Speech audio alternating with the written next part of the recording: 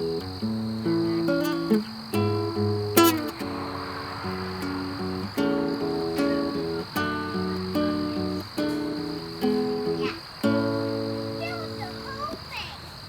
sun is shining. You have 10 times as many bacterial cells in your gut as you do human body cells. And this is Subcam.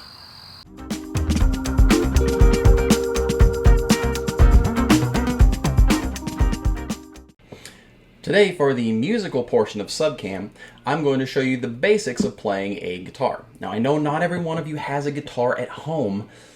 These are the limitations we're working with. We're not at school, so I can't go to the wall and pull one down from the shelf and say, "Here, kid, play this guitar." So, if you have a guitar, great, you'll be able to work on this. If you don't have a guitar, well, just enjoy watching, and then maybe when we get back to school, maybe we can work on that then. All right, so, a guitar. It has some strings. For our purposes, we're going to be looking at the strings and the neck and the fretboard, right? And the way that the guitar works, when you pluck a string, the string vibrates, and that's what is the sound. The sound is the vibration as it carries through the air. And as you put your finger down on the different frets, it changes the length of the string that is vibrating. The further you go down here, the higher the pitch gets. And each string has its own pitch. Now, you may be saying, well, Mr. Sexton, I happen to have a guitar here, but it's not in tune, and I don't know how to tune it. Well, I'm going to help you out, all right? It does take a little practice, but you can find online guitar tuners for free, where either you can, it will play the sound for you, and you can tune it according to your ear, or you can find some where you will play it onto your microphone, and then it will show you if you're too high or too low. Now, the tuning pegs over here, boys and girls, you better do this with your parents' permission and not just grab a guitar and start twisting these things, because you can break a string. But when you twist them one way, it will raise the pitch. Twist it the other way, and it will loosen the pitch.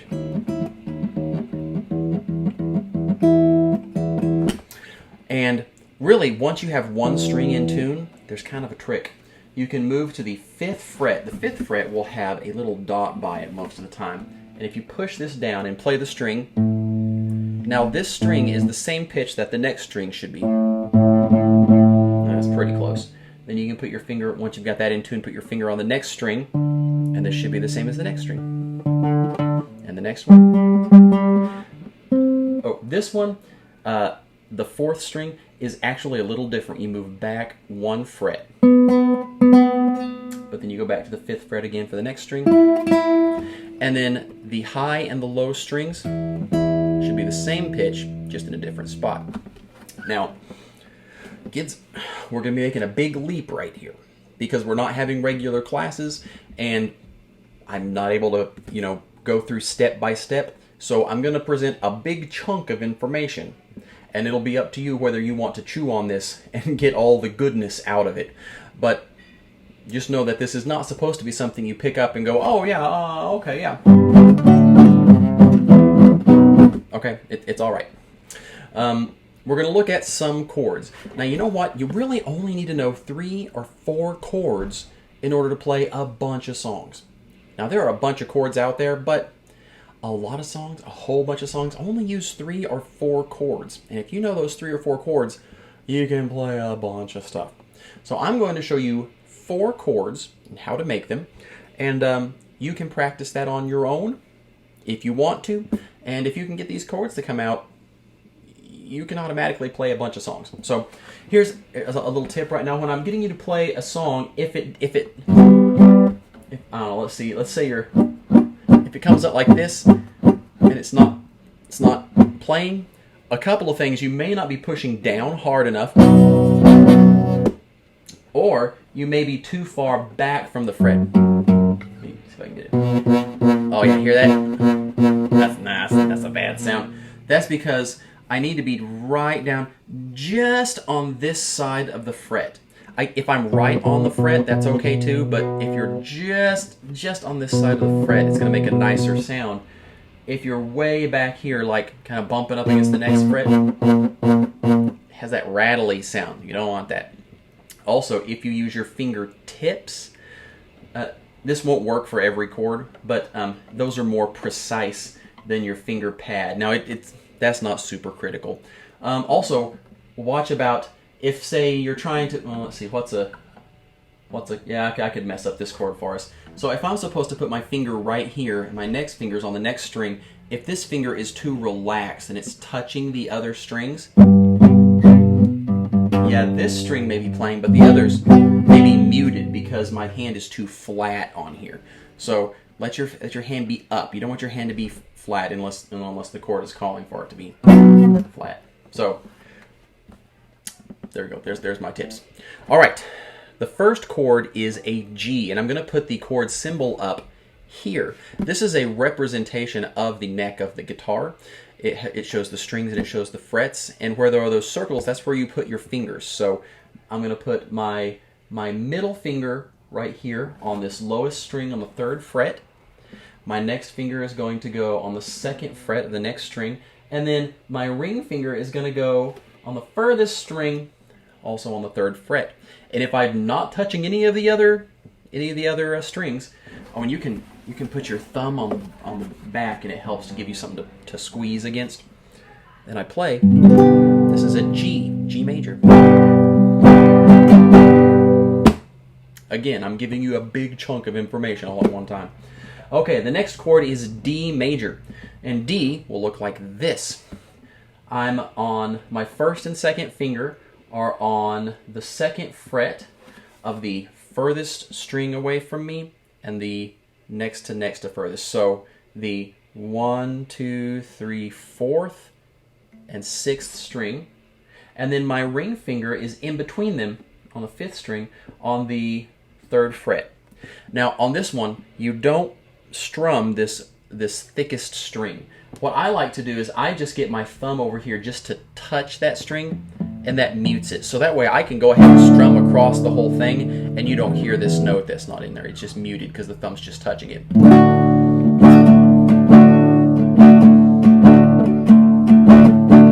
you want to get fancy, you can use your pinky finger and put it right there.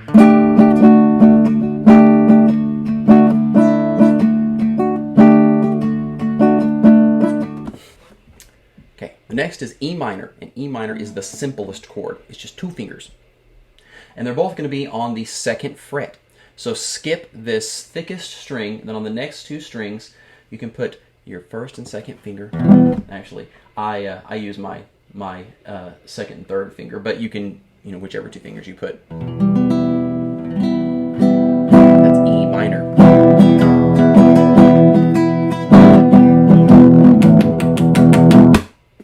And then the last one we're going to do is C. And there's a few different ways to do C.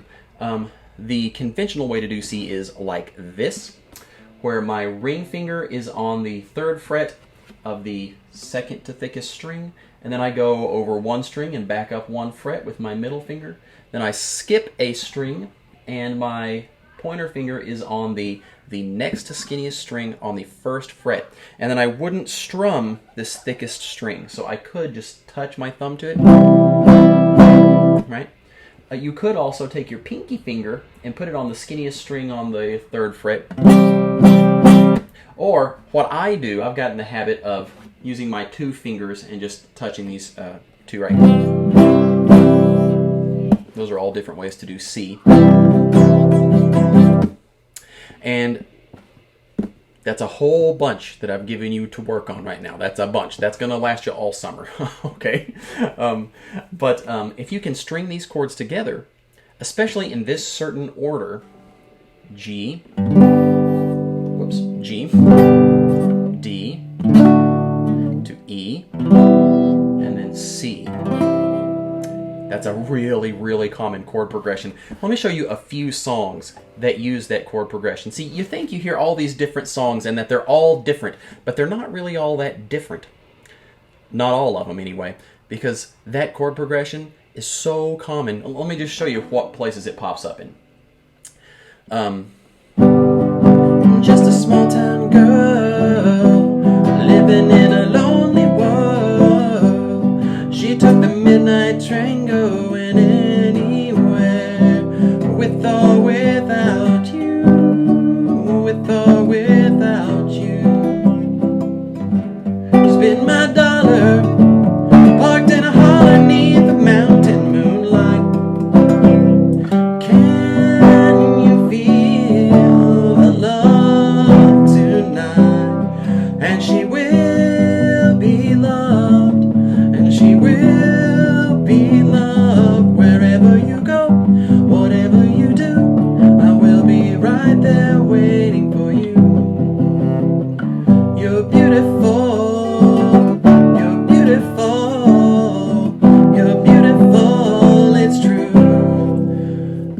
and on and on and on. Oh, or for example, let it go,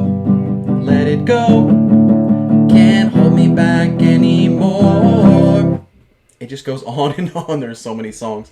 Or use those same chords in the same order, except start on the E. So E to C to the G and then D. Turn around every now and then. I know you'll always be the only one who wanted me the way that I am. It's gonna take a lot to take me away from you, and there's nothing that 100 men or more could ever do. I've blessed the rains down in Africa. They're in your head, in your head. Zombie, zombie, zombie, An old cowboy went riding out one long and windy day. A grenade for you, yeah, yeah, yeah. I don't know the words to that one, yeah, yeah, yeah. What can I say except you're welcome for the stuff and that thing and the words? But hey, it's okay, you're welcome. I guess I'm just an ordinary demi guy. You're welcome, and thank you. So there you go. There's 4 chords to get you through a whole bunch of songs. Have fun working on that for a few months. The best of the internet. Today's best of the internet is going to be crafting channels, kids crafting channels. I've got a couple of different ones. There's Easy Kids Crafts, and there is Simple Crafts, 5-minute crafts for all. And both of these will have a variety of different things that you can make from stuff that you probably have laying around your house, or if not, a quick trip to a dollar store or a Walmart or just a junk drawer in your house would probably find you a lot of these things. There are crafts that for all interest types for everybody, so you can scroll through here and find stuff you like. They have books, they have little miniature bottles of soda. It was actually really cool. I watched them making that. Doll stuff, little pom-pom stuff, lots of stuff with hot glue. Lots of stuff with hot glue, very popular. So there you go, kid crafting videos. I hope you enjoy that. I hope you make something really neat. And let's go on to the next segment.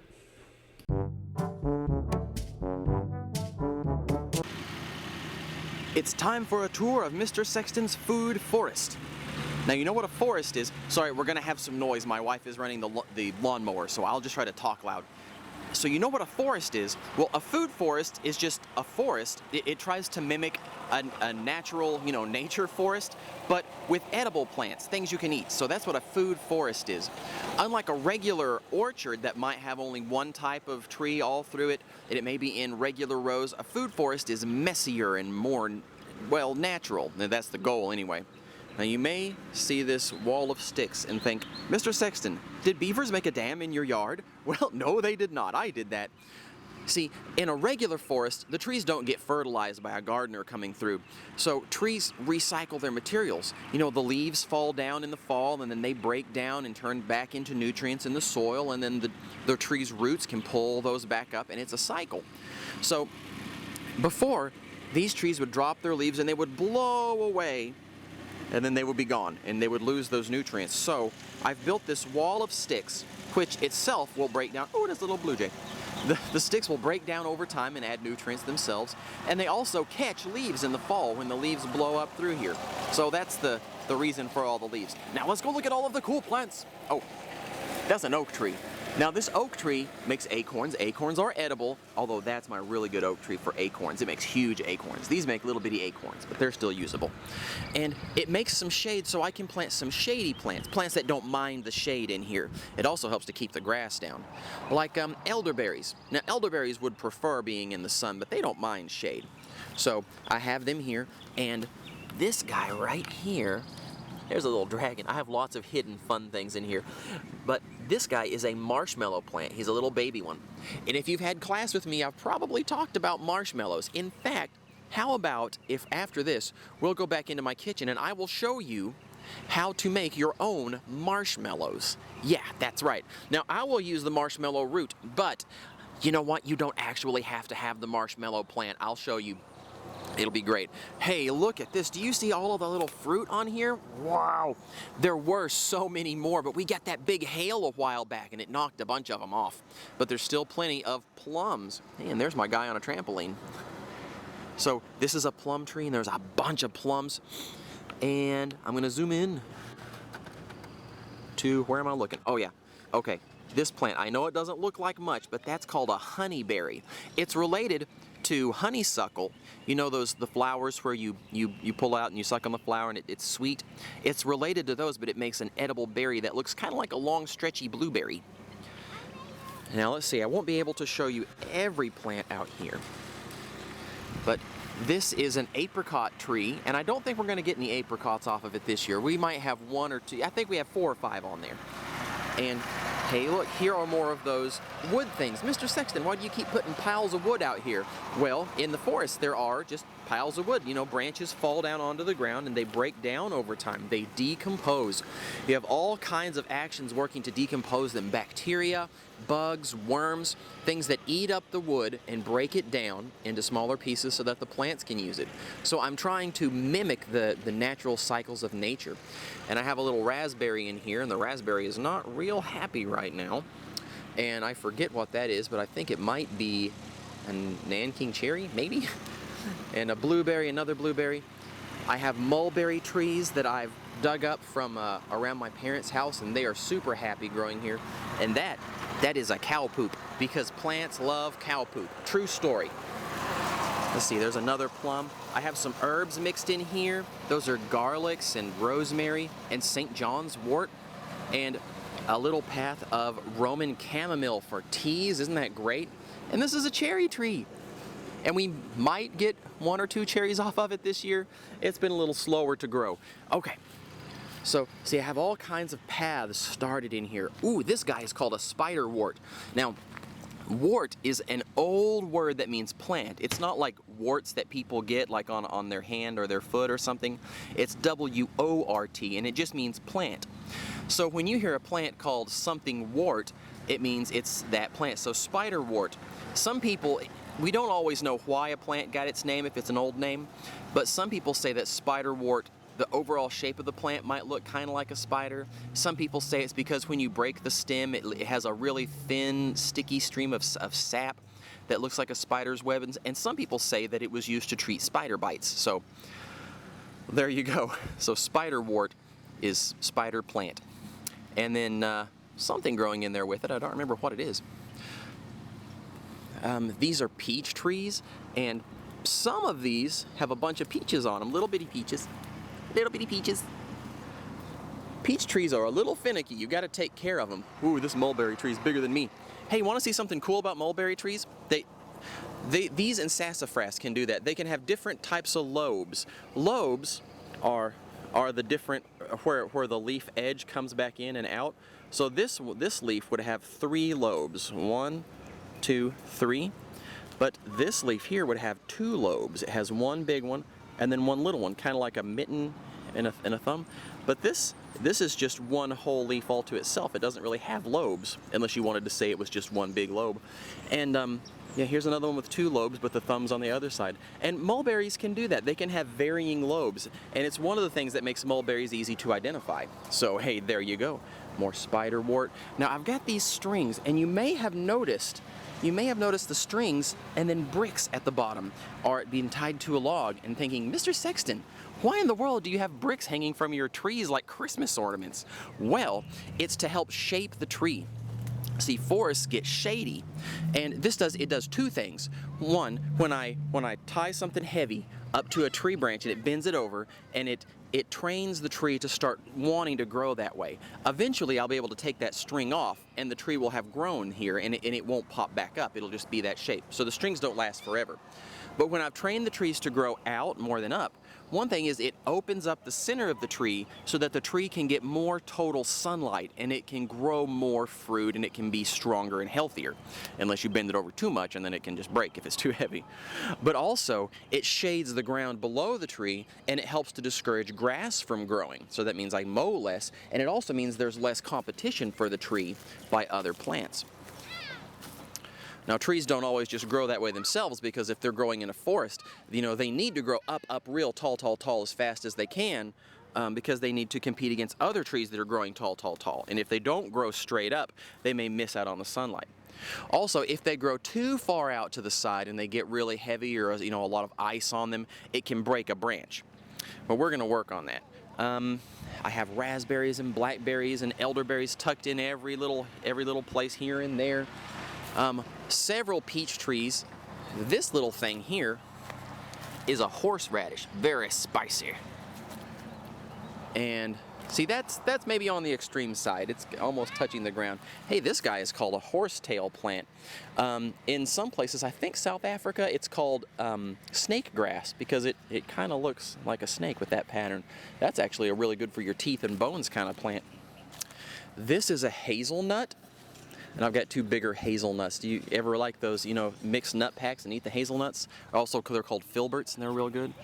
Oh, peaches.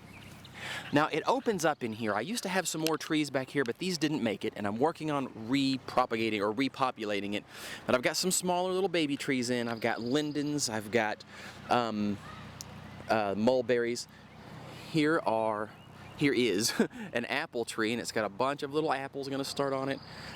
This that looks like a patch of dirt is actually several blackberry plants that have started. Those thornless blackberries. Here's more hazelnuts with an elderberry in between, and in here I've just put plants. Everywhere you see those flags back there, those are plants. See, I have weird things hidden. This was a statue that was in my grandmother's basement bathroom. Isn't that wild? So yeah, I just put it out here. Lots of little hidden things to find. That one's kind of a big thing. There's another plum. It's not really making plums this year. Another wood pile. More goji berries. You see the little wizard hiding back there? Oh, I hope we get a lot of hazelnuts this year.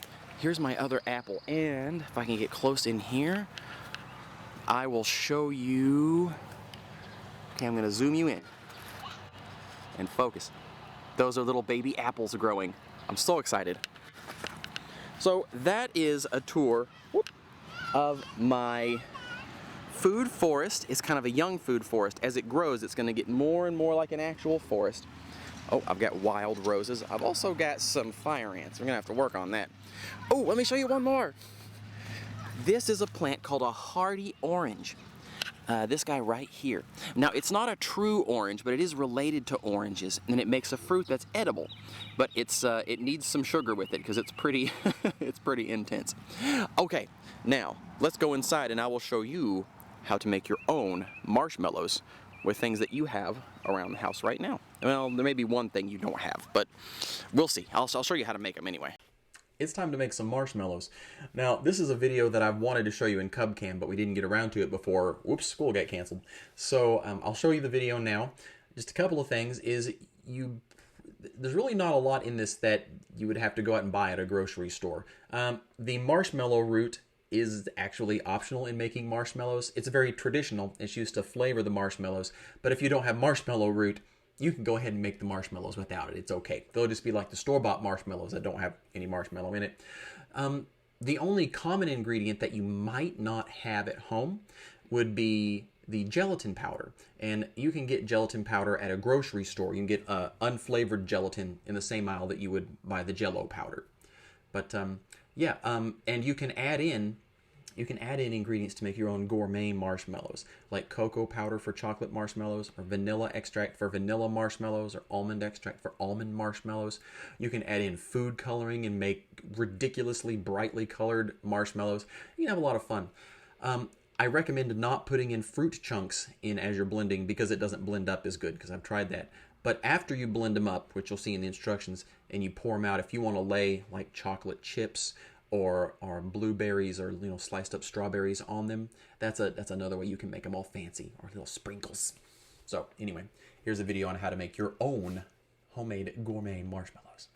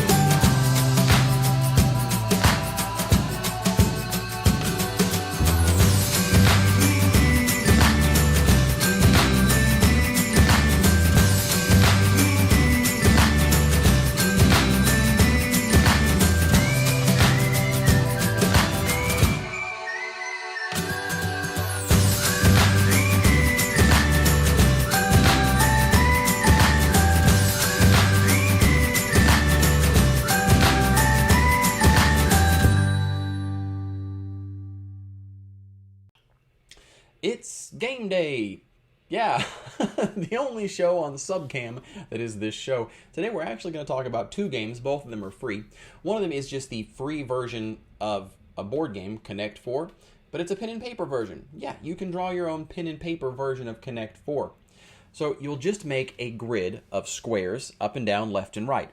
And I believe the original Connect 4 game goes 10 wide and, I don't know, 8 tall? I don't really know. It doesn't matter because you can make the grid exactly as wide and as tall as you want it to be. Then you and a friend take turns placing, you could use different colored pins, or you could use X's and O's, or you could use letters for your name. And you just draw the X or the O or whatever symbol you're going to use, draw it wherever that little Connect 4 checker piece would fall down to.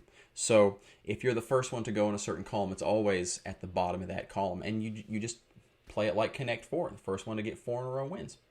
You could do the same thing with Battleship, actually. You can just draw out the grid and just don't show each other your board and make guesses.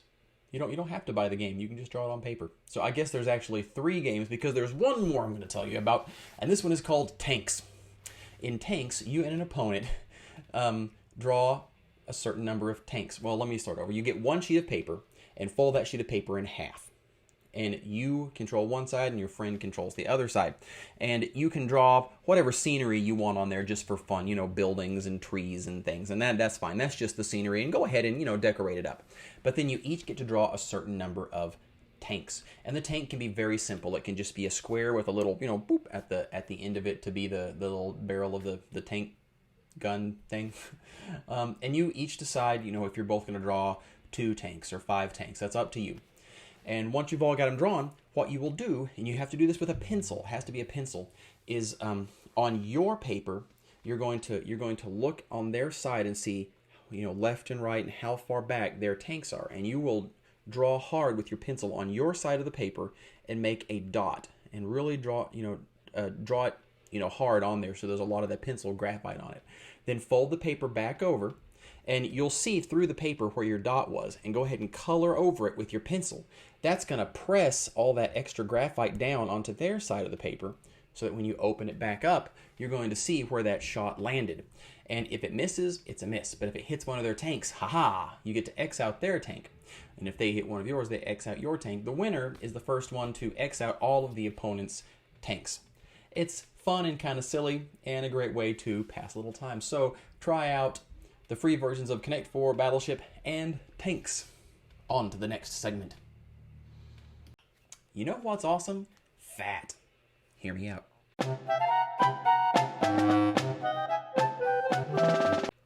Okay, clearly we don't want to have too much fat because it can be unhealthy. It goes along with heart problems and various other what am I trying to say? These inflammation diseases, right? There's unhealthy to have too much fat, but just the concept of fat itself is actually a wonderful, incredibly important thing for us to have.